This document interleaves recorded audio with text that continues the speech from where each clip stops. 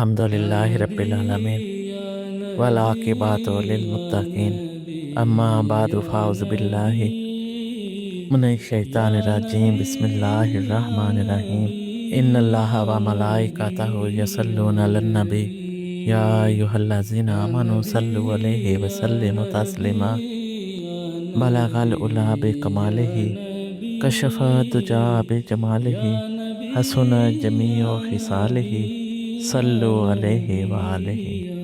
ارشاد باری تعالیٰ ہے، اور تیرا رب جو چاہتا ہے پیدا کرتا ہے اور منتخب کرتا ہے۔ سو اللہ تعالیٰ نے ہر چیز میں سے 4 عدد چن لیے ہیں، پھر ان میں سے ایک کو منتخب کر لیا ہے۔ 4 فرشتے حضرت جبرائیل، اسرافیل، عزرائیل اور میکائیل چن لیے، پھر ان میں سے حضرت جبرائیل کا انتخاب فرمایا۔ 4 انبیاء حضرت ابراہیم، موسیٰ، عیسیٰ اور محمد مصطفیٰ صلی اللہ علیہ وآلہ وسلم کو چنا، پھر ان میں سے خاتم النبیین حضرت محمد صلی اللہ علیہ وآلہ وسلم کو چن لیا۔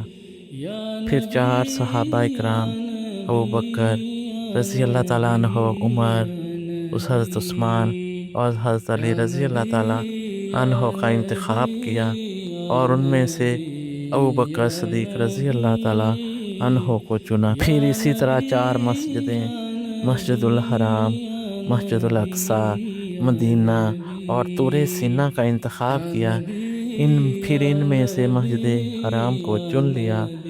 4 دن، عید الفطر، عید الاضحیٰ، عرفہ اور عاشوراء کو چنا، پھر ان میں سے یوم عرفہ کو چن لیا، اور اسی طرح 4 راتیں، شب برات، شب قدر، شب جمعہ اور شب عید چن لی، پھر ان میں سے شب قدر کا انتخاب فرمایا۔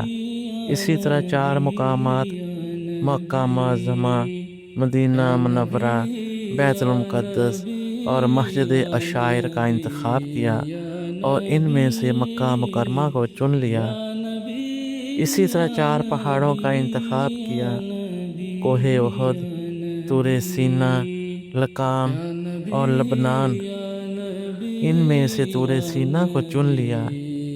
4 نہروں کا انتخاب کیا، جیہون، سیہون، فرات اور نیل، ان میں سے فرات کو چن لیا۔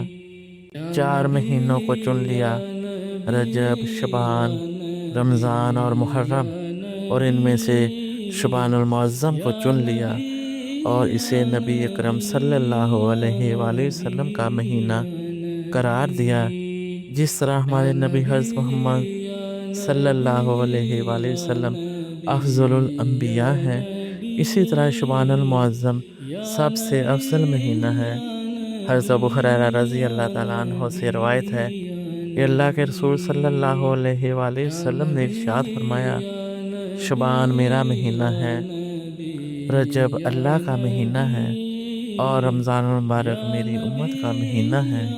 شعبان المعظم گناہ مٹانے والا ہے، اور رمضان المبارک پاکیزہ بنانے والا ہے۔ نبی مکرم صلی اللہ علیہ وآلہ وسلم نے ارشاد فرمایا، شعبان، رجب اور رمضان کے درمیان ہے، لوگ اس سے غافل رہتے ہیں، حالانکہ اس مہینے میں ان کے اعمال اللہ کی طرف بلند کیے جاتے ہیں۔ اس لیے میں یہ پسند کرتا ہوں کہ حالت روزہ میں میرے اعمال اللہ کے حضور پیش کیے جائیں۔